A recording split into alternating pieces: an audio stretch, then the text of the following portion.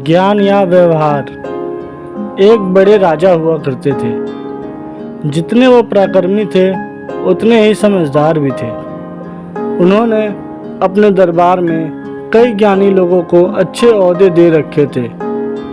वह सबका काफ़ी सम्मान करते थे, लेकिन इन सब में जिनका वो सबसे ज़्यादा सम्मान करते थे वह थे उनके राज्य के राजपुरोहित। राजा राजपुरोहित को कितना मान देते थे इसका अंदाज़ा इसी बात से लगाया जा सकता है कि जब भी दरबार में राजपुरोहित प्रवेश करते तो राजा खुद खड़े होकर उनका स्वागत करते थे और तब तक खड़े रहते थे जब तक राजपुरोहित अपने आसन पर आकर बैठ ना जाए।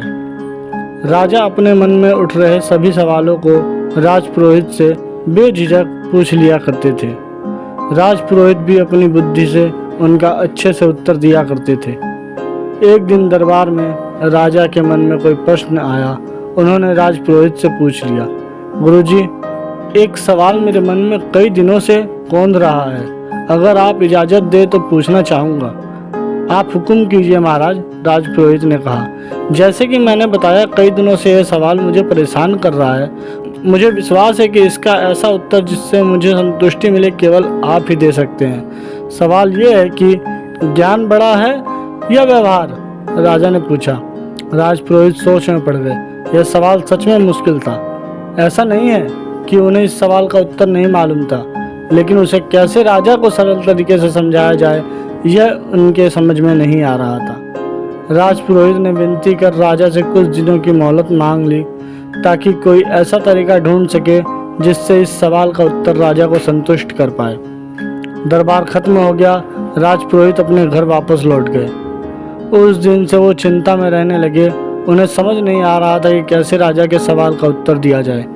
2-3 दिन बीत गए, लेकिन राजपुरोहित अभी भी इसी कश्मकश में थे और वो ना अच्छे से सोते थे ना ही खा पी पा रहे थे। उनकी पत्नी ये सब देख रही थी, सो पत्नी ने राजपुरोहित से उनकी परेशानी का कारण पूछा। राजपुरोहित ने सारी समस्याएं अपनी पत्नी से कही।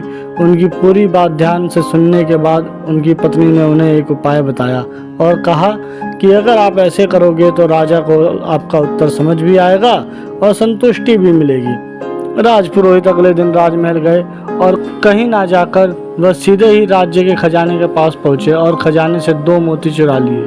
उनको ऐसा करता देख खजांची ने देख लिया। खजांची को अपनी आंखों पर विश्वास नहीं हुआ। उसने सोचा शायद उसको भ्रम हुआ है, क्योंकि राजा के इतने खास राजपुरोहित चोरी करे ऐसा कोई भी नहीं मान सकता था। उनके एक बार कहने से राजा उनको बेशुमार धन दौलत दे देता। अगले दिन राजपुरोहित फिर से खजाने से 2 मोती चुरा लाए। फिर से एक बार खजांची ने यह सब देखा। अब उन्हें लगा कि उन्होंने कल जो देखा था वह कोई भ्रम नहीं था। कोई दूसरा व्यक्ति होता तो तुरंत उसे पकड़कर सजा दे देते। यह तो राजा एक खास राजपुरोहित थे और जितना खजांची राजपुरोहित को जानता था वह तो बड़े भोले आदमी हैं। जरूर उन पर कोई मुसीबत आई होगी, इसलिए उन्हें ऐसा करना पड़ा होगा। यह सोचकर खजांची ने कोई भी प्रतिक्रिया नहीं दी। जब 2-3 दिनों तक फिर यही घटना दोहराई गई, तब खजांची ने अपना धर्म निभाते हुए इस चोरी की खबर राजा तक पहुंचा दी। राजा को पहले तो बिल्कुल भी विश्वास नहीं हुआ, लेकिन खजांची ने जब पूरी बात बताई कि कैसे राजपुरोहित जी ने 1 नहीं 2 नहीं लेकिन पिछले 1 हफ्ते से खजाने से मोतियों की चोरी कर रहे हैं, इस बात को खजांची ने इतना जोर देकर और कसम खाकर कहा कि राजा को भी अब उसकी बातों पर विश्वास हो गया। अगले दिन जब राजपुरोहित दरबार में आया तब राजा ने ना ही उनका स्वागत किया ना ही अपनी जगह से खड़े हुए। राजा ने राजपुरोहित से पूछा, क्या आप खजाने से मोतियों की चोरी कर रहे हैं? राजपुरोहित ने हाँ कहा और सारे मोती राजा के सामने रखते हुए कहा कि लीजिए ये सारे मोती जो मैंने चुराए हैं। राजपुरोहित का ऐसा व्यवहार देखकर राजा के साथ दरबार में बैठे सभी लोग आश्चर्यचकित थे। राजा ने राजपुरोहित से कहा, अगर आपको यह मोती लौटाने ही थे तो आपने चुराया ही क्यों? राजपुरोहित ने राजा से माफ़ी मांगते हुए कहा, महाराज, मैं चोर नहीं हूँ। मैंने यह सब इसलिए किया क्योंकि आपने कुछ दिनों पहले मुझसे जो प्रश्न किया था उसका संतुष्टि भरा उत्तर आपको दे सकूं। जैसे कि यह उपस्थिति सभी लोग ने यह देखा कि आज महाराज ने ना ही मेरा स्वागत किया और ना ही पहले की तरह मुझे इज्जत दी। जबकि अभी भी मेरे पास उतना ही ज्ञान है जितना पहले था। बस कुछ बदला था तो मेरा व्यवहार। इससे यही साबित होता है कि आपके पास चाहे जितना ज्ञान हो, अगर आपका व्यवहार अच्छा नहीं है तो सब व्यर्थ है। इसलिए व्यवहार सबसे बड़ा है, ज्ञान नहीं।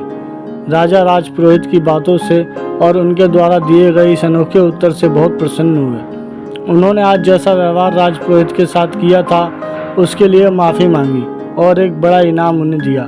दोस्तों, आज की इस शिक्षाप्रद कहानी से मिलने वाली सीख यह है कि हम अपने जीवन में चाहे जितनी पुस्तकें पढ़ लें, आर्टिकल पढ़ लें या जितना नॉलेज प्राप्त कर लें, अगर हमारा व्यवहार ठीक नहीं है तो सब व्यर्थ है। धन्यवाद। अगर कहानी अच्छी लगी हो तो कमेंट करके ज़रूर बताएं और ऐसी ही मोरल स्टोरी सुनने के लिए चैनल को सब्सक्राइब करें।